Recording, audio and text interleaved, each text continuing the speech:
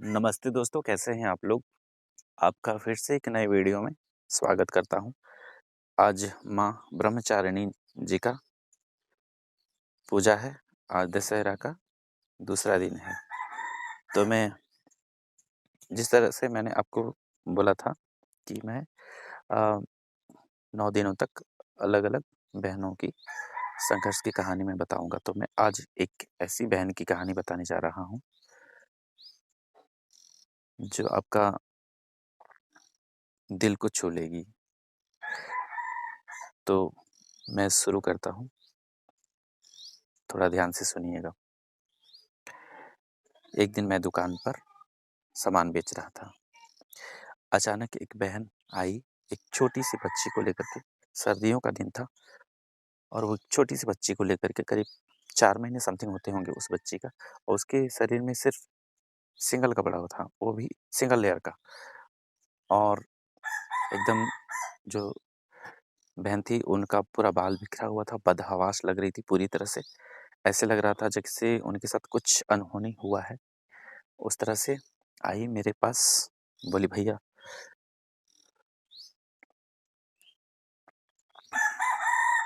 तो मेरा तो दिमाग देख कर के मेरा सन्न हो गया कि अचानक तो ऐसे कैसे, मतलब आई हैं। मैं उनको देखता था, कभी-कभार मेरी दुकान में आती थी लेने के लिए, तो मुझे नहीं पता था कि ये कौन है, कहाँ से आई हैं, मुझे उतना नहीं पता था। सिर्फ़ एक एज़ अ कस्टमर मैं देखता था और मुझे कुछ भी नहीं पता था उनके बैकग्राउंड के बारे में, उनका घर-वर कहाँ है, क्या है, नहीं है, मुझे कुछ भी नहीं पता था। तो वो दिन आई तो एकदम सामने आई, तब हम उसको पहचान पाए कि वो वही महिला है। फिर बोली, भैया। तब मेरा ध्यान उनकी तरफ गया, तो मैंने पूछा कि आप इतनी सर्दी में, आप अपने बच्चे को इतने ठंड में क्यों लेकर के घूम रहे हो? जबकि आप भी कुछ ना स्वेटर पहने हैं, ना कुछ ओढ़े हुए हैं, ना ही अपनी बच्ची को आप किसी तरह से स्वेटर वगैरह कुछ भी पहनाया हुआ है। लड़की है इसलिए क्या? लड़कियों के साथ आप लोग ऐसे ही करते हैं क्या? तो बोली, नहीं भैया, वो बात नहीं है, मैं अपनी बच्ची से बहुत प्यार करती हूँ। मेरे साथ एक्चुअली में बहुत गलत हो रहा है। मुझे बहुत मारा-पीटा जा रहा है, ससुराल में बहुत ज़्यादा तंग किया जा रहा है। तो मैंने उनसे पूछा कि आप तो पहले भी मेरी दुकान में आ चुकी हैं, तो आपने मुझे कभी बताया नहीं कि ऐसा कुछ हो रहा है आपके साथ। तो बोली कि भैया, पहले मैं आपको कैसे बताती, मैं आपको जानती थी पर उतना नहीं जानती थी। और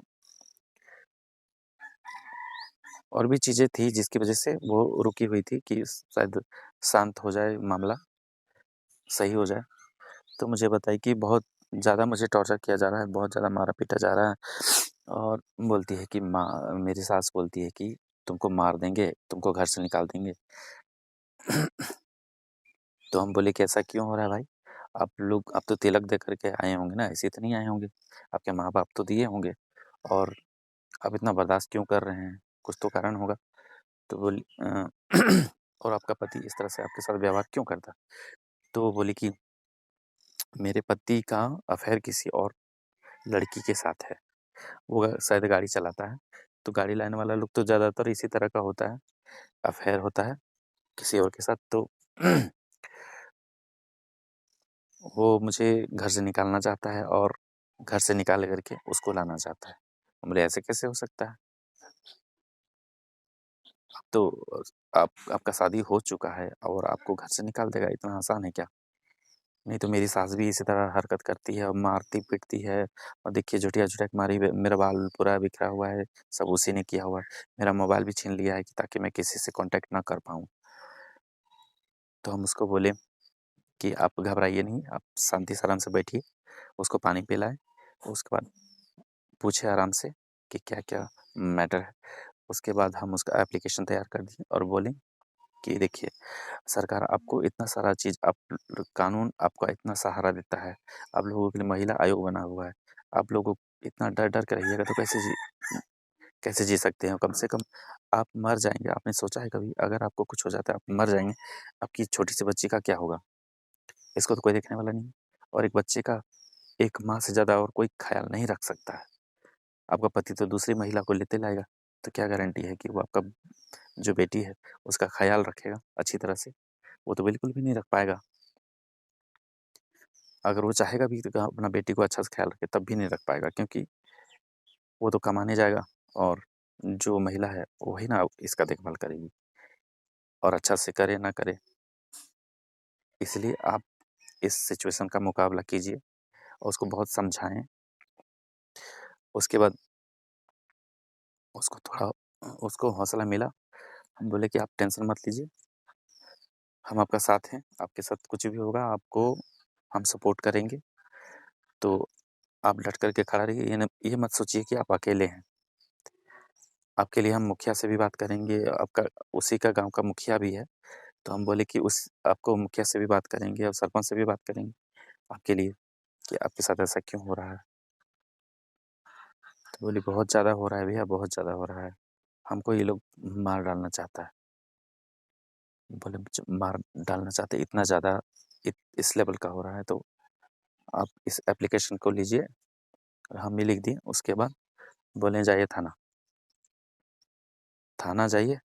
और हाँ, अगर आप चाहते हैं कि उन लोगों को सज़ा मिले, तब भी आप जाकर के वहाँ कंप्लेंट कीजिए। और आप नहीं चाहते हैं कि उनको सज़ा मिले, तो आप मत कीजिए। आप उनको सिर्फ समझाने के लिए बोल दीजिए, क्योंकि पुलिस बहुत अच्छा से समझाता है। इससे आप चाहते हैं कि सुधर जाए, आपका घर फिर से ठीक से हो जाए, तो आप एफआईआर मत कीजिए, सिर्फ समझाने के लिए बोल दीजिए और बोल दीजिए कि ऐसा-ऐसा मेरे साथ हो रहा है। और अगर आप चाहते हैं कि एकदम आर या पार, तो ही आप एफआईआर करवाइए, क्योंकि आपको रहना उसी घर में है, आपको उन्हीं लोगों के साथ रहना है जीवन भर। तो बोली ठीक है भैया। तो वो गई अकेले, हम तो साथ में नहीं गए, वो गई अकेले। उसके बाद बड़ा बाबू थे, उनको अच्छी तरह से समझाई। उसके बाद चौकीदार भेजा। उसके बाद उसके घरवालों को बुलाया गया, उसके पति को, उसकी सास को बुलाया गया। उसके बाद उन लोगों को अच्छी तरह से समझा दिया गया। उसके बाद वो चली गई। फिर कुछ दिनों के बाद वो मुस्कुराती हुई आई। हम बोले आज क्या बात है, आज बहुत खुश लग रहे हैं।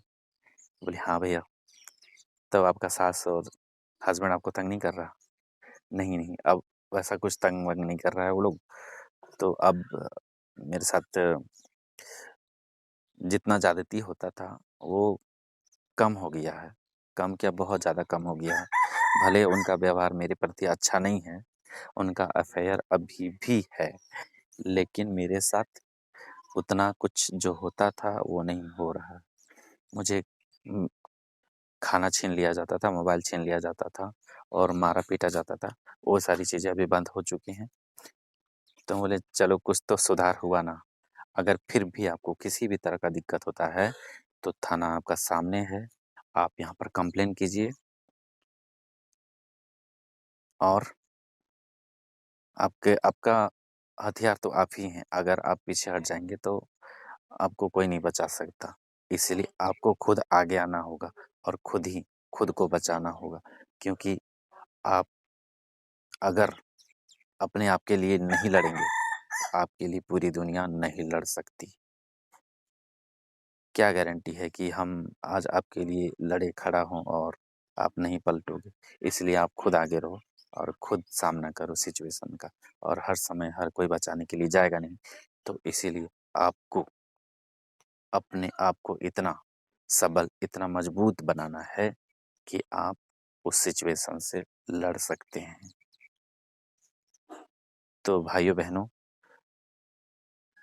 मेरी इस स्टोरी से, ये एक सच्ची स्टोरी है, मेरी इस सच्ची स्टोरी से आपको कुछ शिक्षा मिलती है, तो कृपया करके मेरे वीडियो को शेयर करने का प्रयास करें, ताकि और भी बहनों को ये सीख मिले और भाइयों को भी सीख मिले कि अपनी पत्नियों को तंग करेंगे तो उनके साथ क्या-क्या हो सकता है, अगर वो चाहें तो।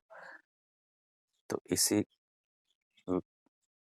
बात के साथ मैं अपनी वीडियो को यहीं समाप्त करता हूँ। तब तक के लिए नमस्कार, खुश रहें और अपना आशीर्वाद हम पे बनाए रखें। आपका बहुत-बहुत धन्यवाद मेरी वीडियो में बने रहने के लिए।